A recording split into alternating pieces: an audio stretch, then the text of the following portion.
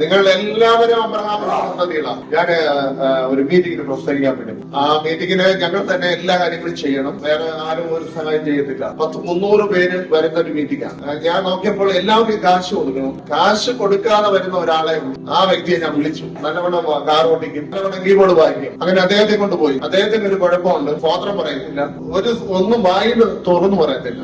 ഞാനിങ്ങനെ നിന്ന് പ്രസംഗിക്കുന്നു. അദ്ദേഹം ഇതേപോലെ എനിക്ക് കീബോർഡ് വായിച്ചു. അന്ന് ആ മീറ്റിംഗിന്റെ സമയത്ത് ആക്സിഡന്റ് ആയിട്ട് ഒരു പെൺകുട്ടിയെ അവിടെ കൊണ്ട് കിടത്തിയിരുന്നു. എഴുന്നേറ്റ് നടക്കാൻ കഴിയത്തില്ല. കുറെ കഴിഞ്ഞപ്പോൾ ഈ പെൺകുട്ടിയെ നിലവിളിക്കാൻ തുടങ്ങി. ഞാനിപ്പോൾ മരിച്ചു പോകും, എന്നെ എത്രയും പെട്ടെന്ന് ഹോസ്പിറ്റലിൽ കൊണ്ടുപോകും. അവൾ അത് ഭയങ്കരമായി നിലവിളിക്കാൻ തുടങ്ങി. കീബോർഡ് വായിക്കുന്ന ആള് ദേഷ്യത്തോട്, അമ്മ വേഗം വാ, എനിക്ക് ഭയങ്കര എന്തോ തോന്നുന്നു. അതുവരെ ചാവുമെന്ന് പറഞ്ഞവൻ ഈ ബെൽറ്റ് അഴിച്ചു കൊടുക്കാൻ പറഞ്ഞു. അവൾ കിടന്നവൾ പതുക്കെ എഴുന്നേറ്റിരുന്നു. പതുക്കെ എഴുന്നേറ്റ് നിന്നു. അവൾ അവിടെ എല്ലാം ഓടാൻ തുടങ്ങി. ആ സമയത്ത് എന്റെ കീബോർഡ് ആമേൻ ആമേൻ ആമേൻ എന്ന് പറയാൻ തുടങ്ങി. 15 ലക്ഷം രൂപ നഷ്ടപ്പെട്ടു പോയത് 12 ലക്ഷം രൂപ തിരിച്ചു കിട്ടി. ഞാൻ പറഞ്ഞു, നീ ആമേൻ പറഞ്ഞതിന്റെ ഗുണമാണ്. പിന്നെ അവൻ എന്നോട് ചോദിക്കും, ഈ ആഴ്ച എവിടെയോ മീറ്റിംഗ്? അവൻ പറഞ്ഞു, ഞാൻ അനുഗ്രഹിക്കപ്പെടട്ടെ. അവൻ ആ 12 ലക്ഷത്തെ ആമേൻ പറഞ്ഞ് ഒരു സ്റ്റുഡിയോ തുടങ്ങി. ഇന്ന് 1 കോടി രൂപയുടെ വീട് വെച്ചു.